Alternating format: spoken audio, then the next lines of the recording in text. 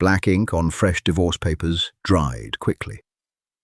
Caleb felt a distinct flutter deep inside his abdomen. Nathaniel, his husband of 3 years, refused to look up from a glowing phone screen while corporate lawyers packed away what remained of a broken marriage into sleek briefcases. Nathaniel wanted a clean break, securing corporate legacy above all else. Caleb delivered exactly that. What this ruthless alpha CEO didn't realize, walking out glass doors, was abandoning an entire future. 2 futures, actually. The conference room on the 42nd floor smelled of ozone, bleached paper, and the suffocating sharp pine scent of an alpha who had already checked out. Caleb sat perfectly still. He kept his hands folded in his lap, pressing his thumbs into his knuckles until the joints ached. It gave him something to focus on. Anything was better than focusing on the heavy, cream-colored document resting on the mahogany table in front of him. If you turn to page 14, Mr. Hayes, you'll see the final stipulations regarding the downtown property, the lawyer droned. A beta, smooth suit, blank face. He didn't care. To him, this was just another Tuesday. Caleb didn't look at page 14. He looked across the table. Nathaniel sat with his posture rigid, scrolling through an email on his tablet. He wore the charcoal suit Caleb had picked up from the dry cleaners last week. His jaw was tight. There was a faint bruise of exhaustion under his eyes, the kind he only got when a hostile takeover was in its final, bloody stages. That was what this was, really. A hostile takeover of Caleb's life, Nathaniel's family, the board of directors, the shareholders. They all wanted a pedigree Omega. Someone who could host galas, someone whose family owned shipping lanes or tech conglomerates. Caleb was a former art restorer who smelled of bruised mint and old books. And worse, after 3 years, Caleb hadn't produced an heir. The board grew restless. Nathaniel grew distant. The decision was made in a boardroom, not a bedroom. "I don't want the property," Caleb said. His voice was quiet, raspy. Nathaniel finally looked up. His eyes, a startling pale grey, narrowed. "Don't be difficult, Caleb. Take the condo. It's fully paid for." "I don't want it." "It's a multi-million-dollar asset," Nathaniel snapped, the pine scent spiking with irritation. "I am not leaving you destitute. Take the damn condo." Caleb felt a wave of nausea roll through him.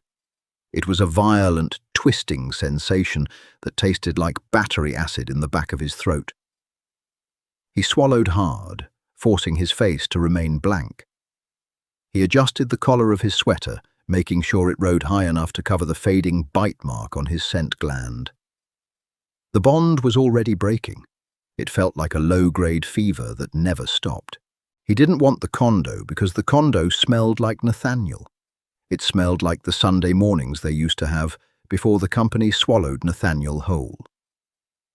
"I'm waiving the alimony," Caleb said, looking back down at the paper. "And the property.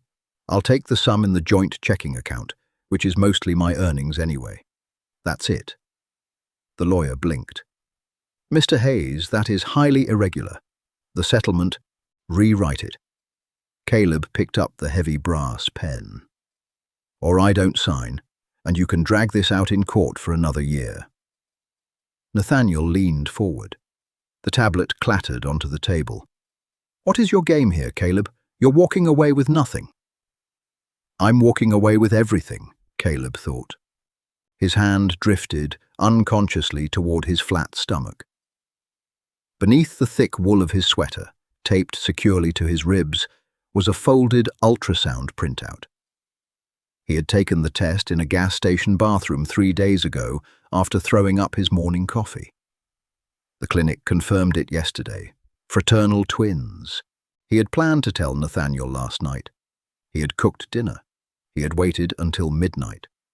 But Nathaniel hadn't come home. Instead, Nathaniel's assistant had emailed him the finalized divorce itinerary at 2 in the morning.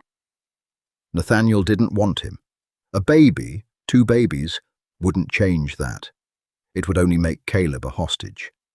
Nathaniel would take the children, hand them to a team of nannies, and shove Caleb into a quiet corner of his life as an incubator.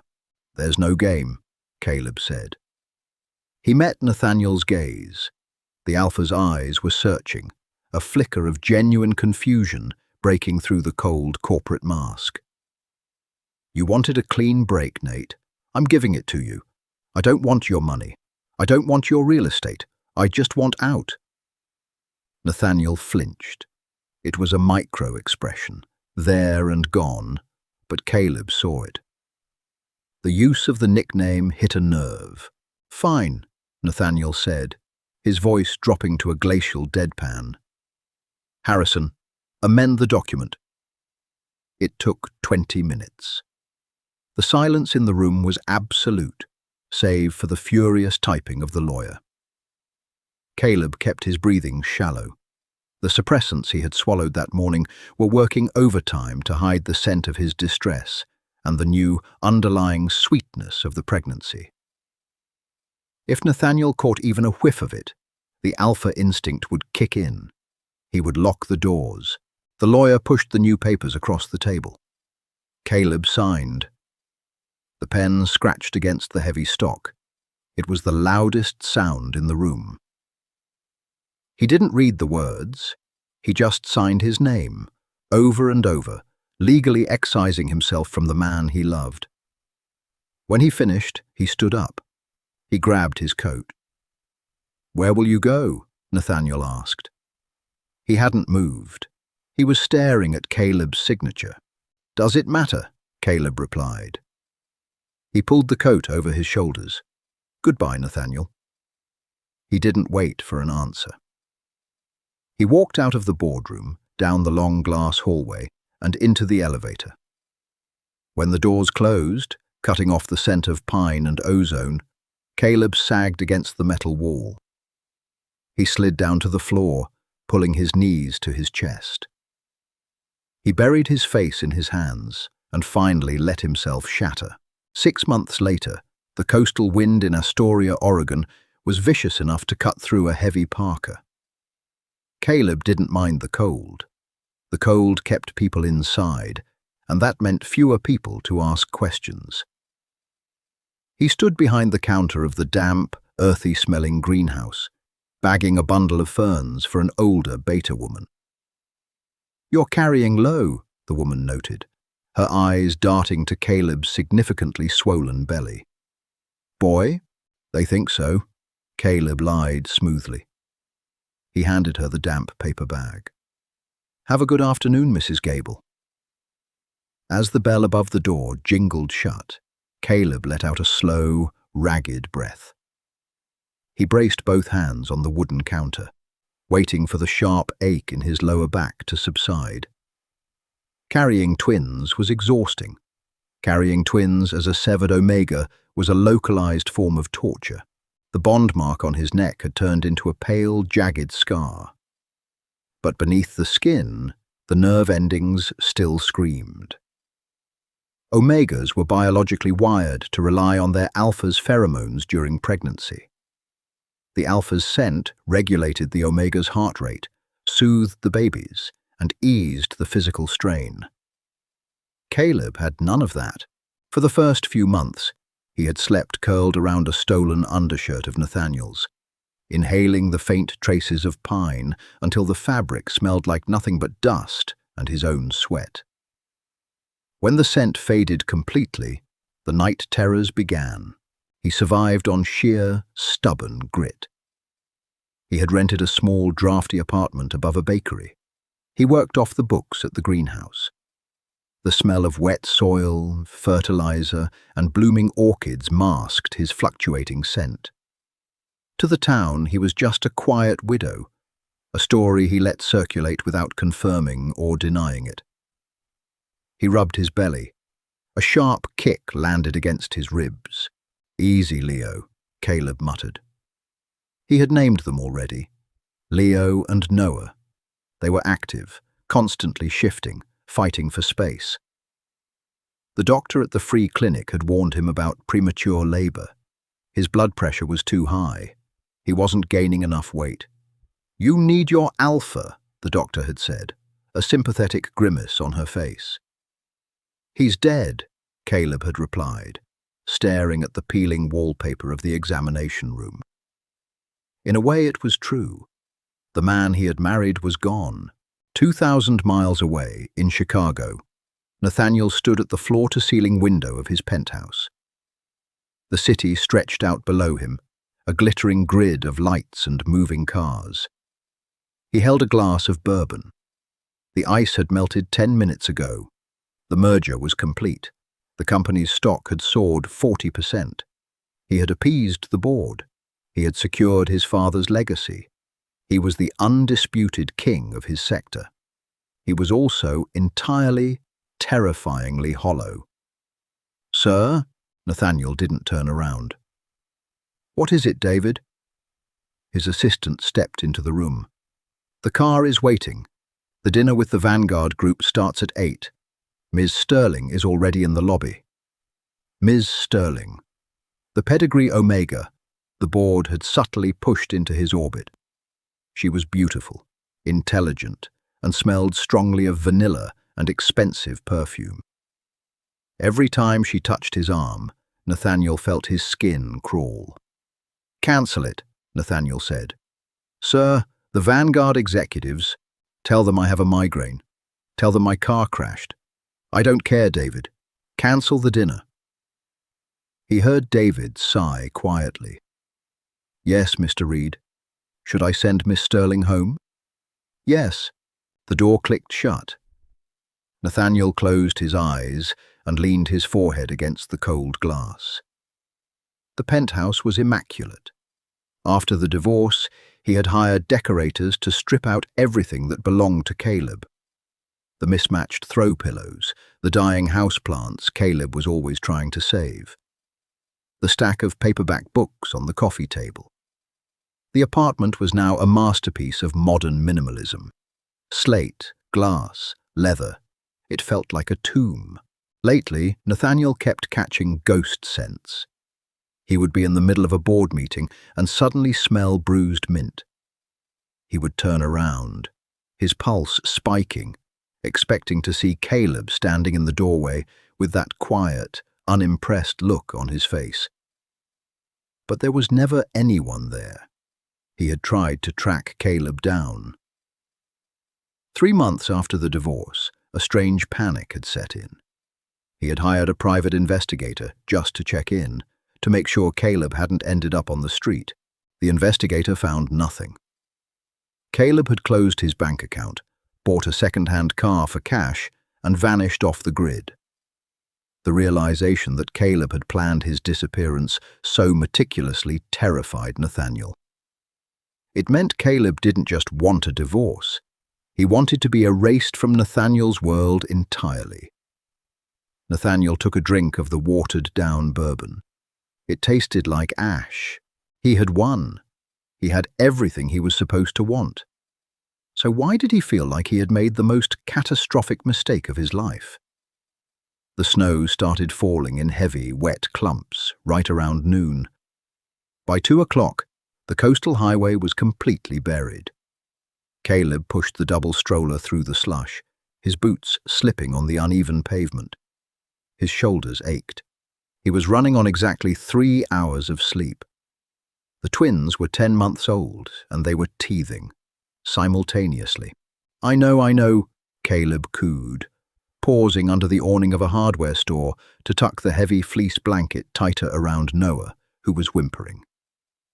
Leo was already asleep, his little face smashed against the side of the stroller, a bubble of spit on his lips. Caleb looked at them and felt a familiar, crushing wave of love mixed with terror. They were beautiful. They had Caleb's dark hair, but their eyes, wide, observant, and a startling pale grey, were entirely Nathaniel. It was like looking at a miniature, drooling version of his ex-husband every single day. He was broke. The greenhouse hours had been cut for the winter. He had just spent his last $30 on a bulk can of hypoallergenic baby formula. He needed coffee, or he was going to collapse in the snow.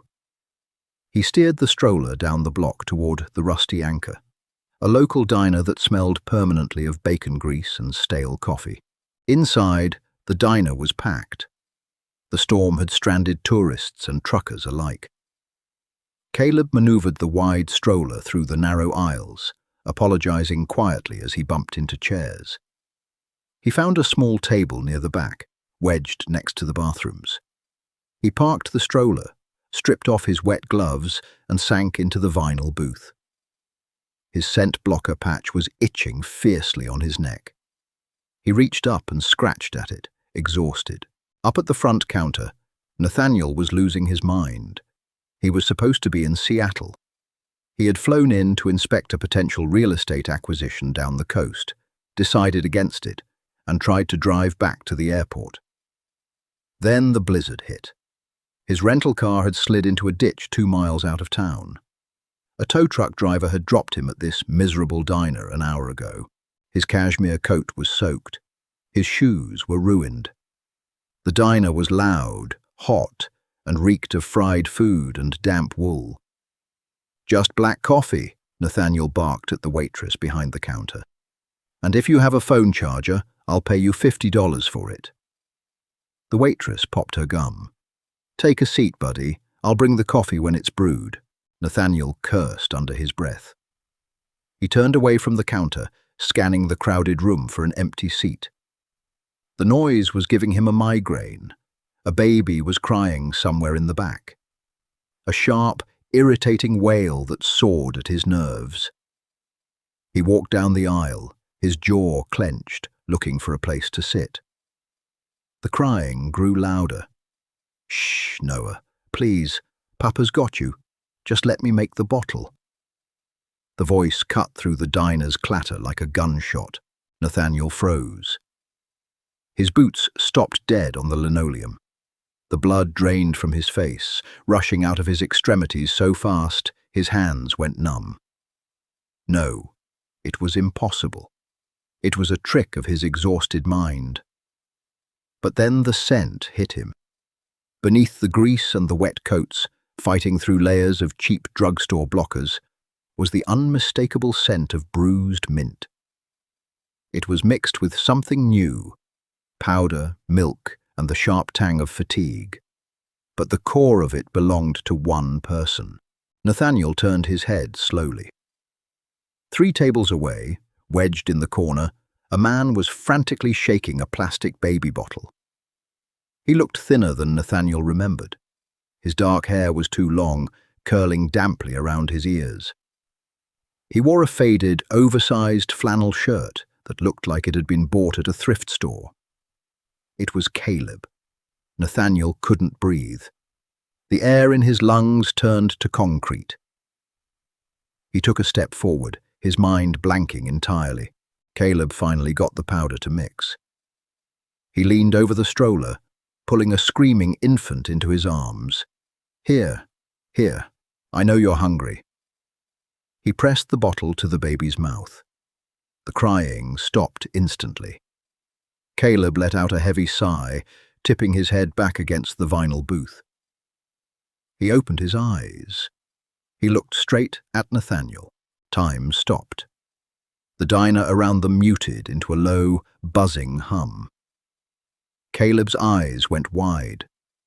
The color vanished from his cheeks. His grip on the baby bottle tightened until his knuckles turned white. Nathaniel's gaze dropped from Caleb's terrified face down to the baby in his arms. The infant paused, drinking, turning his head. Pale grey eyes stared back at Nathaniel. Then Nathaniel saw the stroller. He saw the second sleeping infant wrapped in fleece. 1, 2, the math hit him with the force of a physical blow. 10 months old, born 6 months after the divorce, conceived before the papers were signed. Nathaniel stumbled forward, his hand catching the edge of a table to steady himself. The anger, the grief, the utter blinding shock collided in his chest. "Caleb!" Nathaniel choked out, his voice cracking. Caleb didn't say a word. He looked at Nathaniel, his chest heaving. Slowly, deliberately, Caleb pulled the baby closer to his chest, wrapping his arms around the child in a fiercely protective cage, and turned his shoulder away. The message was clear. Mine. Nathaniel stood in the aisle, the ruthless alpha CEO who commanded boardrooms and destroyed competitors, completely paralyzed. He stared at the ex-husband he had discarded and the two sons he never knew he had, and for the first time in his life, Nathaniel Reed had no idea what to do. The diner was still loud. Plates clattered in the kitchen. The espresso machine hissed. But for Nathaniel, the world had shrunk to the 4 square feet of cracked vinyl booth where his ex-husband sat, clutching a child that bore Nathaniel's own eyes. "How old?" Nathaniel asked. The words scraped out of his throat, barely more than a whisper. Caleb didn't answer. He held the baby, Noah, tighter against his chest. With his free hand, he reached out and gripped the edge of the double stroller, pulling it a few inches closer to the table.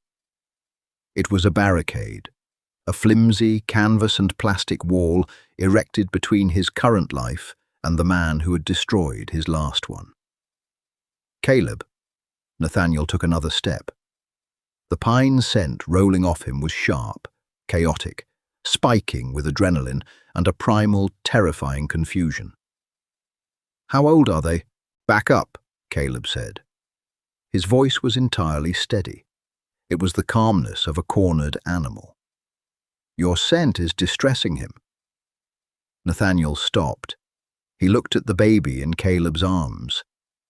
Noah had stopped crying, but his tiny face was scrunched up, turning away from Nathaniel, burying his nose into the worn flannel of Caleb's shirt to seek out the bruised mint scent of his Omega parent.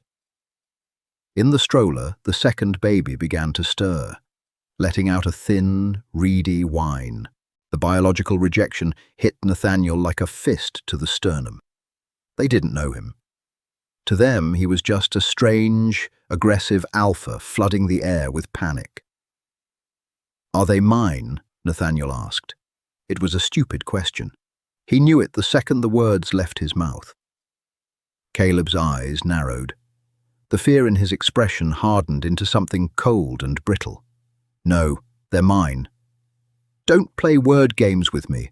The timeline—" "There is no timeline that involves you," Caleb hissed, keeping his voice low so the other patrons wouldn't hear. The waitress behind the counter was already casting curious glances their way. "You signed the papers. You got your clean break. This has nothing to do with you." "They are my sons." Nathaniel's voice rose, the alpha command bleeding into his tone against his will. Caleb didn't flinch. He didn't submit. The severed bond mark on his neck meant Nathaniel's authority held zero biological sway over him anymore.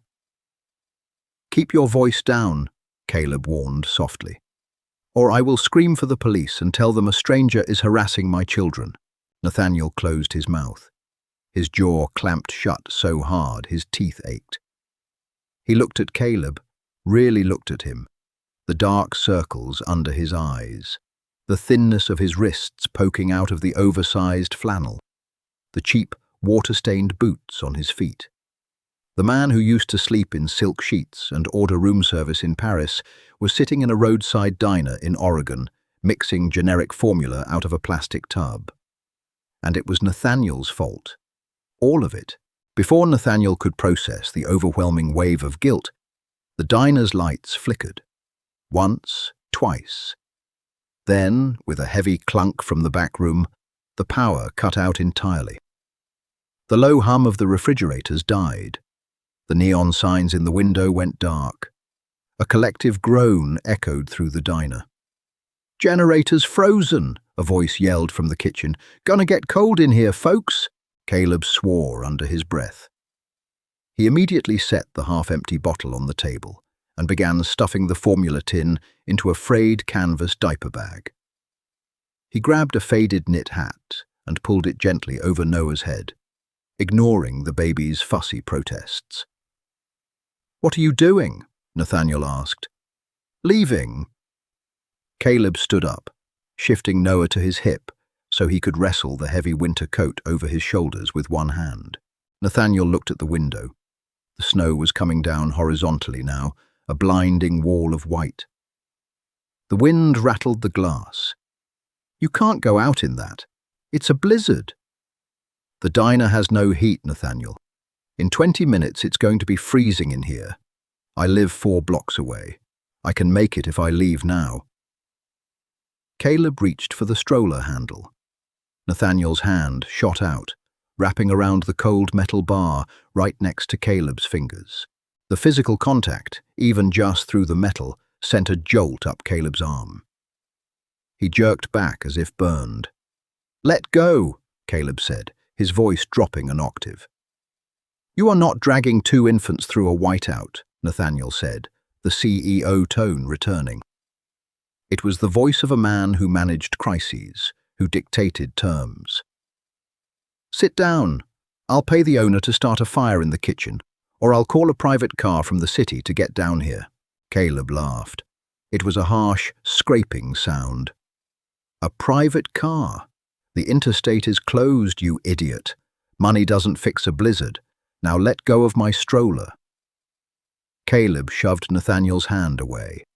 He pushed the stroller toward the door, carrying Noah on his hip. Nathaniel stood frozen for exactly 2 seconds before his feet moved on their own. He couldn't let them walk out into the storm alone. He couldn't lose them again. Not when he had just found them. Nathaniel caught up to Caleb just as they pushed through the double glass doors.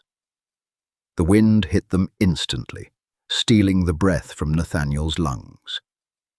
The temperature was well below freezing. Caleb leaned his weight against the stroller, pushing it through the accumulating slush on the sidewalk. The wheels struggled, catching on chunks of ice. Caleb slipped, his knee hitting the concrete hard. Noah shrieked. "Stop being stubborn," Nathaniel yelled over the wind. He stepped in front of the stroller, grabbed the front axle, and hoisted the entire thing, baby, blankets, and all, a few inches off the ground. "Lead the way." Caleb scrambled up. His jeans were soaked at the knee. He looked at Nathaniel, his chest heaving, his eyes bright with unshed tears of frustration. He wanted to refuse. He wanted to tell Nathaniel to go to hell. But Leo was shivering in the stroller, and Noah was burying his face into Caleb's neck to escape the wind. Pride was a luxury Caleb could no longer afford. 4 blocks, Caleb yelled back, turning his face away from the wind. "Stay behind me." They marched into the whiteout. Nathaniel's Italian leather shoes filled with freezing slush. His ruined cashmere coat offered 0 protection against the biting coastal wind. His arms ached from the awkward angle of carrying the heavy double stroller over the snowdrifts. But he didn't slow down. He kept his eyes fixed on the center of Caleb's back. It was the longest 4 blocks of Nathaniel's life. By the time Caleb turned down a narrow, trash-strewn alley and fumbled with a set of keys at a rusted metal door, Nathaniel's hands were completely numb. Caleb shoved the door open and hurried inside, taking the stairs 2 at a time. Nathaniel followed, lugging the stroller up the narrow, creaking staircase. The air smelled of old yeast and damp wood. They reached the 2nd floor. Caleb unlocked a thin wooden door and pushed it open. Nathaniel stepped inside, lowering the stroller to the scuffed linoleum floor.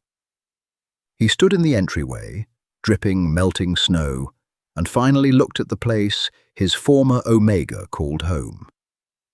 The apartment was barely larger than Nathaniel's walk-in closet in Chicago. There was a single main room that served as a kitchen, living room, and nursery.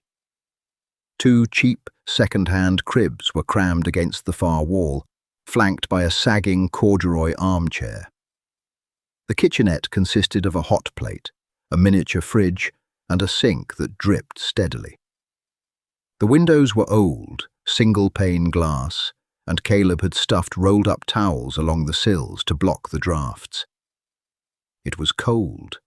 The radiators were completely silent. The power outage had hit the whole block. Caleb didn't look at Nathaniel. He moved with practiced, frantic efficiency. He set Noah down in one of the cribs, ignoring the baby's immediate wail of protest, and quickly unbuckled Leo from the stroller. He stripped the damp fleece blankets off the boys and replaced them with dry, slightly worn thermal sleep sacks. Nathaniel stood by the door, dripping onto a faded welcome mat.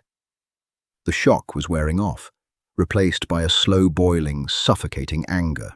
"This is where you brought them," Nathaniel demanded. His voice was loud in the small room. Caleb froze. He turned around, his hands resting on the wooden rail of the crib. The quiet, exhausted Omega from the diner was gone. In his place was a man pushed entirely past his breaking point.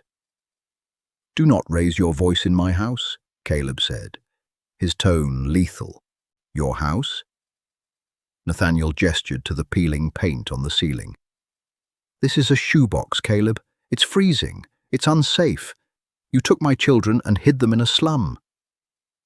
"I didn't take your children," Caleb fired back, stepping away from the cribs and closing the distance between them.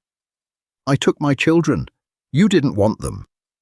"I didn't know they existed," Nathaniel roared, dropping his briefcase by the door. The loud thud made Leo jump and start crying. Caleb flinched at the sound of the baby crying, but his eyes never left Nathaniel's.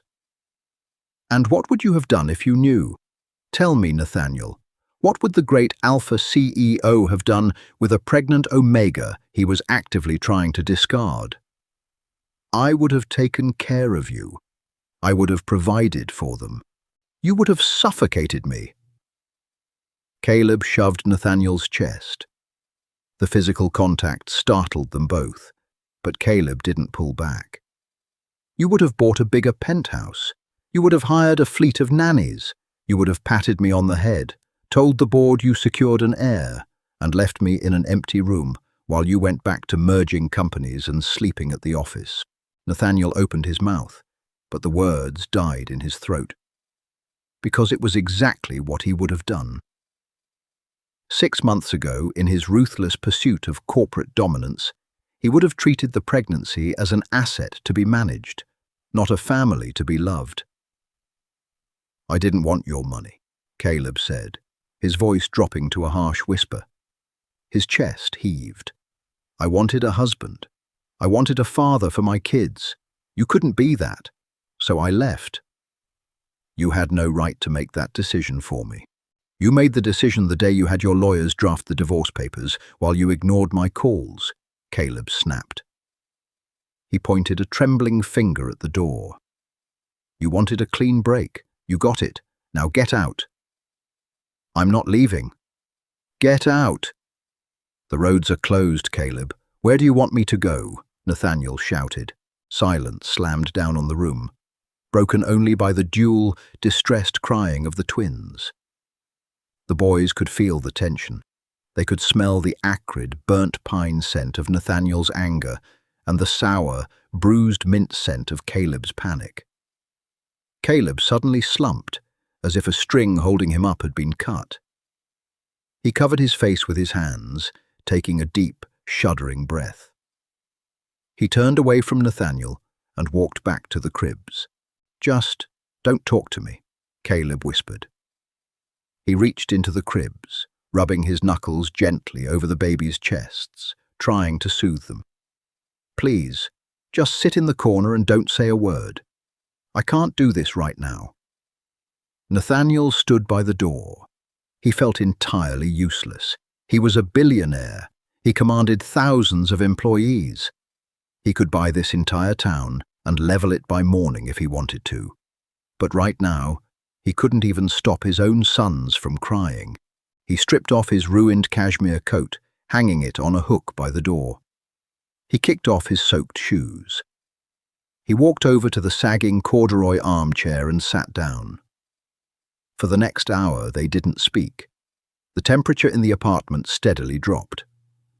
The storm outside howled, rattling the glass in the window frames. The twilight faded into total darkness, leaving the apartment illuminated only by a battery-powered camping lantern Caleb placed on the kitchen counter. Caleb was exhausted. Nathaniel watched him move. He watched Caleb pace the floor with Leo, bouncing the baby on his hip until his eyes drooped shut. Then he swapped, putting Leo down and picking up Noah, repeating the process. Caleb's movements were automatic, fueled by a terrifying kind of maternal desperation. But it was too cold. Every time Caleb put one of the twins down, they would wake up shivering and start to cry. The thermal sleep sacks weren't enough. Caleb's hands were shaking as he rubbed their backs. Nathaniel could smell the drop in Caleb's body temperature. Omegas ran naturally warm during pregnancy, but postpartum, without an alpha's heat to regulate them, they were susceptible to the cold. Caleb was freezing. Nathaniel stood up. Caleb stiffened as Nathaniel approached the cribs. "I told you to sit down. It's 50 degrees in here, Caleb," Nathaniel said quietly. "They're freezing. You're freezing." "I have extra blankets." "It's not enough." Nathaniel stepped closer. He didn't ask for permission this time. He reached into the crib and scooped Noah up. "Put him down," Caleb panicked, reaching for the baby. "Stop," Nathaniel commanded. It wasn't the harsh, booming alpha command from the diner. It was a low, rumbling register deep in his chest, a soothing, protective frequency designed by nature to calm omegas and pups. Caleb's body betrayed him. His shoulders dropped instantly. The tension in his spine melted against his will. He let out a soft, involuntary gasp, hating himself for how badly he had craved that sound for the last 10 months. Nathaniel unbuttoned his suit jacket and tossed it onto the armchair. He was wearing a thin merino wool sweater. He held Noah against his chest. Noah fussed for a second, his tiny hands pushing against Nathaniel's collarbone. Then the baby paused. He blinked his pale grey eyes, looking up at the strange man holding him. Nathaniel deliberately altered his scent. He pushed down the panic, the anger, the guilt. He focused on the quiet, steady hum of his biology. The scent of pine softened, warming into something rich, earthy, and deeply comforting. Noah's eyes fluttered. The baby let out a long, heavy sigh, burying his cold nose into the crook of Nathaniel's neck, seeking the source of the heat and the scent. Within 10 seconds, Noah was fast asleep. Caleb stared, completely paralyzed. Nathaniel looked at him, his expression softer than Caleb had seen it in years. "Give me Leo." They ended up on the floor. The sagging armchair was too small, and the floor was the safest place. Caleb had dragged the twin mattress from his bedroom into the center of the main room, piling it with every quilt, blanket, and towel he owned. Now Nathaniel sat cross-legged in the center of the mattress. Noah was asleep on his left side, tucked securely against his ribs. Leo was curled up on his right. The babies were completely cocooned in the heat radiating from their alpha father. The shivering had stopped. Their breathing was deep and even. Caleb sat on the edge of the mattress, his knees pulled to his chest, a safe distance away. He was wrapped in a faded quilt, his eyes locked on Nathaniel and the twins. The camping lantern cast long, flickering shadows across the room. The silence between them was heavy, but the hostility had drained out of it, replaced by a fragile, terrifying vulnerability. Nathaniel couldn't stop looking at the boys. He brushed his thumb lightly over the back of Leo's hand. The baby's skin was impossibly soft. He studied the slope of Noah's nose, the long, dark eyelashes resting against his chubby cheeks. He felt a physical ache in his chest, a cracking sensation that started in his ribs and spread to his throat. I missed this, Nathaniel realized. He hadn't just missed the birth. He had missed the first smiles. He had missed the late-night feedings. He had missed the terror and the joy of bringing them home from the hospital. He had traded all of it for a 40% bump in his company's stock price. Nathaniel looked up from the babies and met Caleb's eyes. "I hired a private investigator to find you," Nathaniel said. The admission hung in the cold air. Caleb didn't move, but his fingers tightened around the edge of his quilt. "Why? To serve me with a gag order?" "To make sure you weren't dead," Nathaniel said, the honesty brutal and raw. "You disappeared, Caleb. You wiped out your bank accounts. You vanished. I don't know what I thought. You thought I was a problem to be managed. I thought I had made a mistake." Caleb let out a short, bitter breath. "Don't lie to me, Nate. Not tonight. You didn't think it was a mistake. You were relieved. The board got their bachelor CEO back, and you didn't have to deal with the disappointment of a defective Omega who couldn't give you what you needed. You weren't defective. I was a liability." Caleb rested his chin on his knees. The fight had drained out of him. He just looked impossibly tired. "You stopped coming home? When you did, you couldn't stand the smell of me? You think I didn't notice? You think I didn't feel the bond rotting?" Nathaniel stared at the jagged, pale scar on Caleb's neck. The ghost of the bite mark. A wave of profound nausea washed over him. He had done that. He had neglected his mate until the biological tether between them snapped. "I was losing the company," Nathaniel whispered. It sounded like a pathetic excuse in the face of the squalor around them, but it was the truth. "My father's brother was staging a proxy war. If I showed weakness, if I stepped back to focus on a marriage that the board deemed inappropriate, they would have ousted me. I thought if I secured the company first, I could fix us later. There is no later in a marriage, Nathaniel. You don't get to put people on pause while you conquer the world." Caleb looked away, staring into the dark corner of the kitchen. "When I found out I was pregnant, I was going to tell you. I cooked dinner. I waited. You sent me an itinerary for our divorce via your assistant." Nathaniel squeezed his eyes shut. The memory of that night was a blur of whiskey and corporate strategy meetings. He hadn't even read the email David drafted before telling him to send it. "I would have stayed," Caleb continued, his voice cracking. "If you had given me one single reason to think you loved me more than the firm, but you didn't. So I took the only thing that mattered to me, and I ran." Nathaniel looked down at the two tiny lives resting against his chest.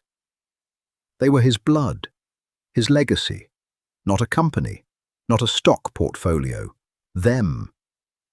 He had spent his entire life building an empire of glass and steel, and he was sitting in a freezing, crumbling apartment, holding the only things of actual value he had ever produced. A tear slipped free, hot and stinging against Nathaniel's cheek. He didn't wipe it away. He let it fall. "I am so sorry," Nathaniel choked out.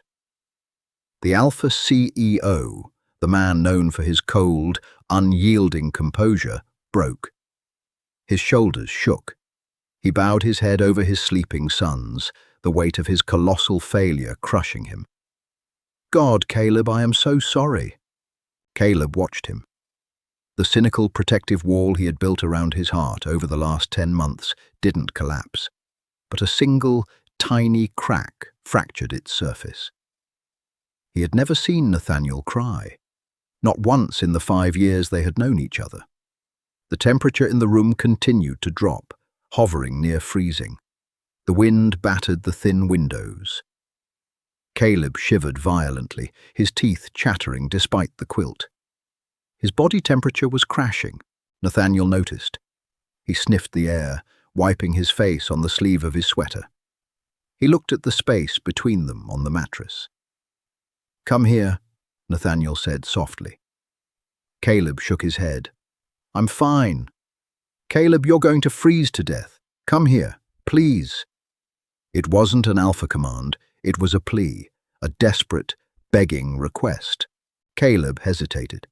His mind screamed at him to stay away, to protect himself.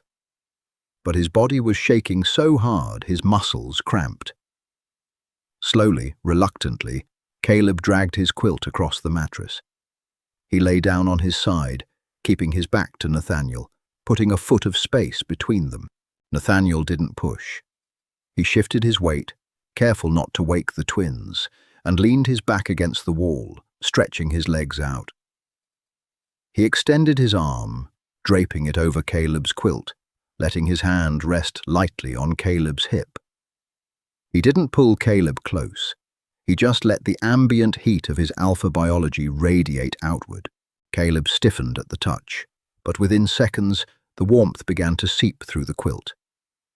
The deep, soothing scent of pine enveloped him. It was a ghost from a past life, but right now, it was a lifeline. Caleb's shivering slowed. His breathing deepened. "I'm not letting you take them," Caleb murmured, his voice slurring with exhaustion. "I know," Nathaniel answered quietly into the dark.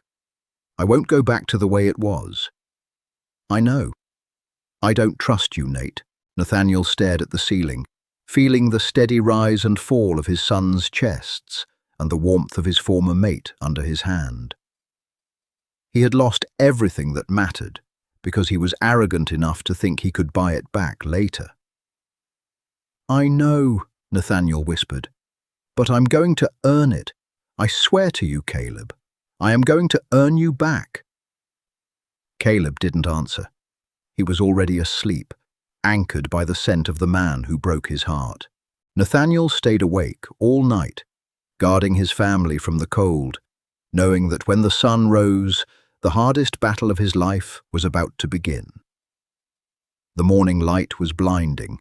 It bounced off the 3 feet of snow packed against the window panes, casting a harsh, sterile glare across the cramped apartment. Caleb woke up with his cheek pressed against a soft, wool-covered chest. He was devastatingly warm. For 3 seconds, his brain, hazy with sleep, told him he was back in Chicago. He was in his own bed, safe, heavily anchored by his mate. Then the smell of cheap linoleum and damp plaster broke through the illusion. Caleb jerked back. His spine cracked in 3 places. He scrambled away from Nathaniel, pulling the faded quilt tightly around his shoulders. Nathaniel was already awake.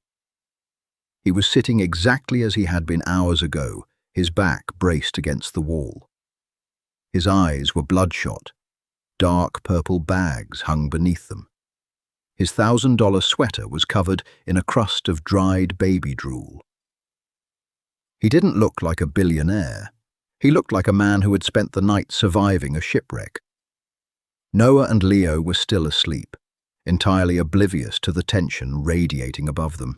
"Don't do that again," Caleb said. His voice was hoarse. The defensive walls, which had crumbled in the freezing dark, snapped back into place. Nathaniel blinked slowly, uncrossing his stiff legs. Every joint in his body popped in protest. "Do what?"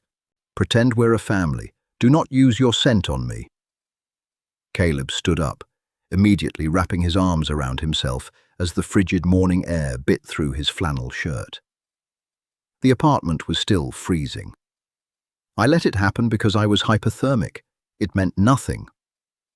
"Understood." Nathaniel didn't argue. He carefully slid his arms out from under the sleeping twins, resting their heads on a rolled-up towel. He stood up, wincing as the blood rushed back into his numb legs. "Is there any hot water?" "The power is out, Nathaniel. The boiler is electric." Caleb walked into the kitchenette, turning his back to hide the flush creeping up his neck. He hated how much he had leaned into Nathaniel's warmth. He hated that his traitorous biology was currently mourning the loss of contact. He struck a match with trembling fingers and lit the small, single-burner camping stove he kept on the counter for emergencies. He filled a battered aluminum pot with bottled water and set it on the flame. Behind him, a high-pitched whine broke the silence. Leo was awake. 10 seconds later, Noah joined him. The whining escalated into full-blown, demanding shrieks. The synchronized crying of hungry twins was a sound that could strip the paint off a wall. Caleb sighed, pressing the heels of his hands into his eyes.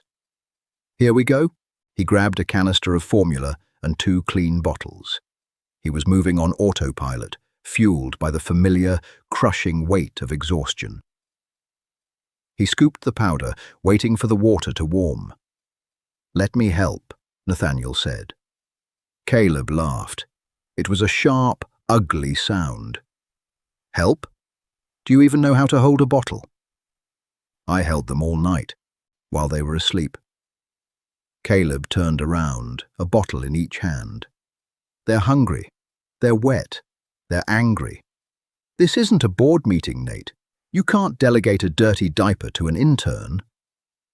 Nathaniel stepped past him. He walked straight to the mattress on the floor. He didn't hesitate. He picked up Leo, supporting the baby's head with one large hand, and carried him to the changing mat, resting on top of a battered dresser. Caleb watched, entirely paralyzed by shock, as Nathaniel unzipped the thermal sleep sack. The smell hit the air immediately. It was a spectacular, foul blowout. Nathaniel didn't flinch. His face remained completely impassive. He located the pack of generic wet wipes. He navigated the tabs of the diaper. He made a mess of it, using 10 wipes where 3 would have sufficed, getting a smudge of yellow paste on his expensive watch. But he didn't stop. "Lift his hips," Caleb murmured instinctively, stepping closer. Nathaniel followed the instruction. He wiped Leo down, slid a clean diaper underneath, and fastened it. It was crooked and slightly too loose on the left side, but it was on. Leo stopped crying. He stared up at Nathaniel, blowing a small bubble of spit, and grabbed onto Nathaniel's index finger with shocking strength. Nathaniel stared down at the tiny hand wrapped around his finger. His chest heaved with a sudden, silent breath. He looked up at Caleb. "I can learn," Nathaniel said. His voice was completely stripped of ego. It was raw, desperate, and entirely honest. "I know I don't know what I'm doing. I know I missed the worst of it, but I can learn."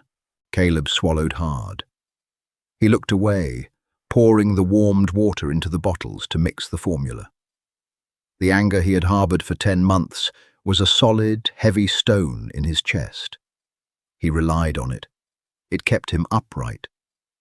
But watching Nathaniel, the man who once fired a VP for having a wrinkled suit, stand in a freezing kitchen with baby excrement on his sleeve, looking at a child like he was a religious revelation, the stone chipped. "Wash your hands," Caleb said, his voice flat. "Then you can feed him." At noon, the radiators hissed. A loud clanking sound echoed through the pipes, and a few seconds later, the refrigerator hummed to life. The power was back. 10 minutes after that, Nathaniel's cell phone found a signal. It started vibrating on the kitchen counter, rattling against the cheap Formica. It didn't stop. The screen illuminated with a barrage of notifications. 47 missed calls, over 100 unread emails, voicemails stacked up like cordwood. Caleb was sitting on the sagging armchair, feeding Noah. He glanced at the phone, then at Nathaniel, who was sitting cross-legged on the floor, burping Leo over his shoulder. "Your empire is calling," Caleb noted. The cynicism was back in his tone, a protective shield. Nathaniel looked at the buzzing phone. He didn't move toward it. He rubbed slow, measured circles on Leo's back. The baby let out a loud, wet burp, then slumped heavily against Nathaniel's neck, falling into a milk-drunk sleep. The phone stopped. 5 seconds later, it started ringing again. The caller ID flashed. "David, urgent." "Answer it," Caleb said. "Before your assistant has an aneurysm. The blizzard is over, Nathaniel. The snowplows are out. You can get a car to the airport by tonight." Nathaniel gently stood up.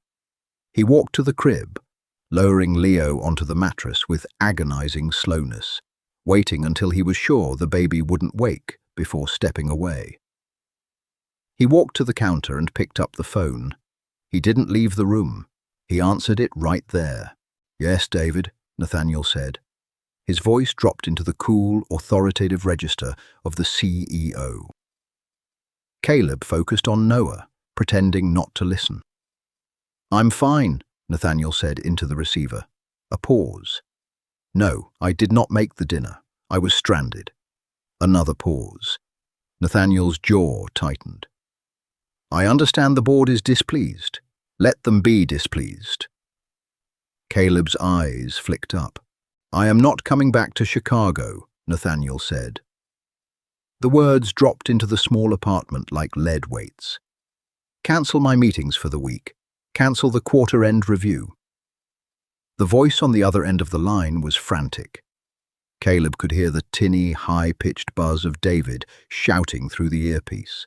"Listen to me closely," Nathaniel interrupted, his tone turning glacial.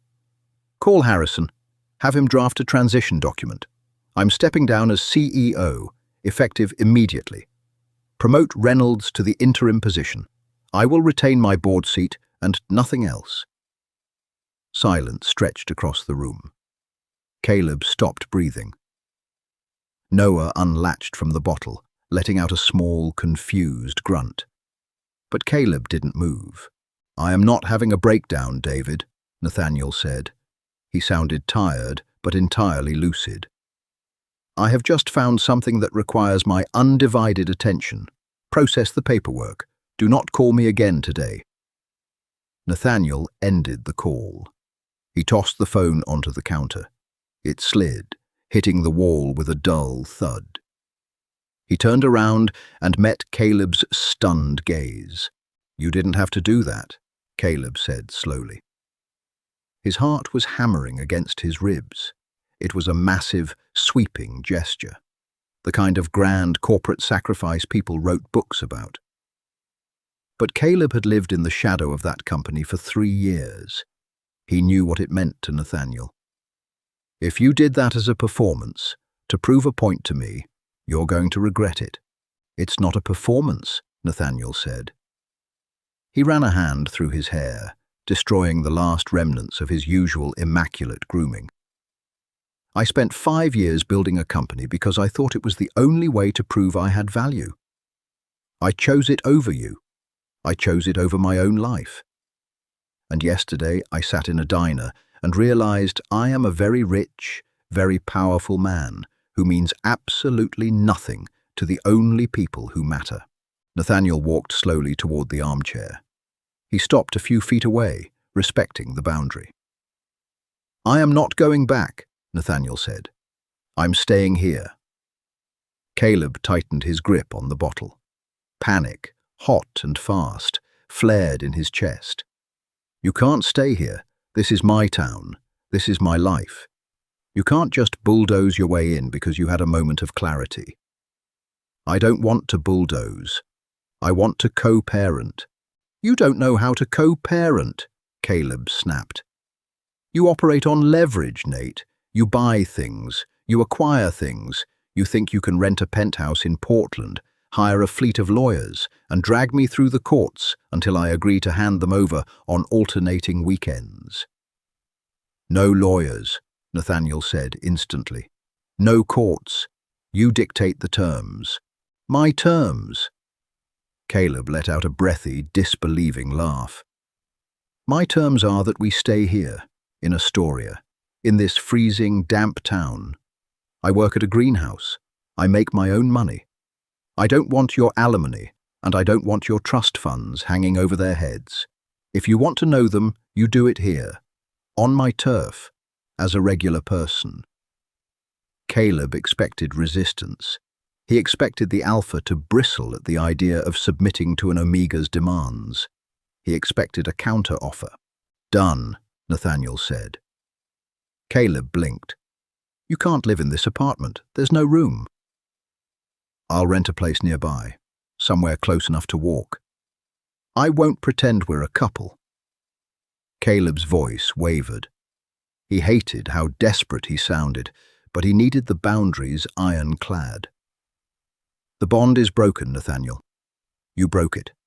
I am not your mate anymore. We are just two people trying to keep two infants alive." Nathaniel looked at the faded scar on Caleb's neck. A shadow of immense pain crossed his face, but he nodded. He didn't step forward. He didn't push. "I accept your terms," Nathaniel said quietly. "I am just their father. That's all I'm asking to be right now." Caleb looked at the man standing before him. Stripped of his suits, his boardrooms, and his pride, Nathaniel looked remarkably human. "Okay," Caleb whispered. He looked down at Noah, wiping a drop of formula from the baby's chin. "Okay." 3 months later, the Astoria rain was coming down in a steady grey sheet. Caleb stood at the kitchen sink of his new apartment, washing bottles. It wasn't a penthouse. It was a modest 2-bedroom duplex on a quiet street near the greenhouse. Nathaniel had paid the security deposit. Caleb had fought him on it for 3 days before finally conceding, purely because the twins were starting to crawl and the shoebox apartment was genuinely unsafe. But Caleb paid the rent, every month. It was a point of stubborn pride. The front door unlocked with a metallic click. Caleb didn't turn around. He just rinsed a plastic nipple under the hot water and placed it on the drying rack. Heavy, wet boots thudded on the entryway mat. The distinct, earthy smell of rain mixed with the underlying scent of pine drifted into the kitchen. "It's miserable out there," Nathaniel said. Caleb glanced over his shoulder. Nathaniel was wearing a waterproof jacket, a dark beanie pulled down over his ears, and dark denim jeans. He had a bag of groceries in one hand and a flat cardboard box in the other. He looked like a local. He looked entirely unremarkable, and yet completely striking. "Did you get the hypoallergenic formula?" Caleb asked, turning back to the sink. 4 cans, Nathaniel confirmed, setting the groceries on the counter. "And I brought pizza from that place on 4th Street, the one with the terrible garlic knots you like." "They aren't terrible, you just have a broken palate," Caleb muttered, though a faint smile touched the corner of his mouth. It had been 90 days of grueling, exhausting, monotonous routine. Nathaniel had rented a small house 4 blocks away. True to his word, he hadn't brought in a fleet of nannies. He hadn't tried to buy Caleb off. He just showed up. Every morning at 6 a.m., Nathaniel arrived to take the first shift. He changed diapers. He wiped up spit. He walked the double stroller through the rain when the boys were colicky and Caleb was too exhausted to stand. He learned how to mix the formula exactly the way Noah liked it, lukewarm, and how to rock Leo, brisk, rhythmic bouncing. He didn't act like a CEO. He acted like a dad who was desperately trying to make up for lost time. Nathaniel walked past Caleb into the living room. The boys were in the center of the carpet, surrounded by a barrier of pillows. Leo was aggressively gnawing on a plastic ring. Noah was on his stomach, doing a wobbly, uncoordinated commando crawl toward a plush toy. "Hey, monsters," Nathaniel said softly, dropping to his knees on the rug. Both boys stopped. They looked up. "Pa," Leo babbled, dropping the plastic ring. He smacked his hands on the carpet, grinning a wide, toothless smile. Nathaniel scooped him up, burying his face in the baby's soft stomach. blowing a raspberry that sent Leo into a fit of high-pitched giggles. Noah immediately abandoned his toy, crawling as fast as his little arms could carry him, demanding equal attention. Nathaniel lay back on the carpet, letting his two sons crawl over his chest like he was a jungle gym. Caleb leaned against the kitchen counter, wiping his hands on a dish towel. He watched them. The anger that had sustained Caleb for nearly a year wasn't entirely gone. There were still days when he looked at Nathaniel and remembered the cold, dismissive tone in the boardroom. There were still nights when Caleb woke up in a cold sweat, terrified that Nathaniel was going to pack his bags and vanish back to Chicago. Trust wasn't a switch you could flip. It was a house you had to build brick by boring brick. But watching Nathaniel now, letting Noah pull on his ears, laughing with an open, unguarded joy that Caleb had never seen during their marriage, Caleb felt something shift in his chest. It was the quiet, tentative realization that maybe, just maybe, people could change. Nathaniel sat up, shifting a baby into each arm.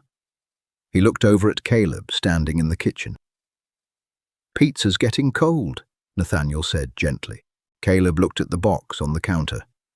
Then he looked at Nathaniel. The Alpha's pine scent wasn't burnt or panicked anymore. It was steady. It was a warm, rolling baseline that filled the apartment, offering a quiet, non-demanding blanket of security. The scar on Caleb's neck didn't ache. It hadn't ached in weeks. "I'm coming," Caleb said. He walked into the living room. He didn't sit in the armchair on the other side of the room. He sat on the carpet, right next to Nathaniel. Their knees brushed. Nathaniel didn't make a big deal out of it. He didn't pull Caleb into a desperate embrace. He simply smiled, a small, genuine thing, and handed Leo over to Caleb. "He's teething again," Nathaniel noted, reaching for a slice of pizza with his free hand. "He was chewing on the stroller strap all the way home." "I'll get the teething gel," Caleb said, adjusting Leo against his chest. He looked at Nathaniel, taking in the dark circles that still lingered under the Alpha's eyes, the sheer physical toll of being a full-time parent. "You look tired, Nate." "I am," Nathaniel admitted freely, taking a bite of the pizza. "I'm exhausted." He swallowed, looking around the small, messy living room. There were toys everywhere. The laundry was piled on the sofa. Outside, the coastal rain lashed against the windows, a grim reminder of the world they were hiding from. Nathaniel looked back at Caleb, his pale grey eyes softening. "I've never been happier in my entire life." Caleb held his gaze. He didn't look away. The cynicism, the fear, the heavy armor he had worn for 10 months felt suddenly very heavy and very unnecessary. He leaned his shoulder just a fraction of an inch against Nathaniel's arm. "Eat your terrible garlic knots," Caleb murmured softly. They sat together on the floor of the duplex, surrounded by the chaos of their own making. The divorce papers were gathering dust in a Chicago filing cabinet.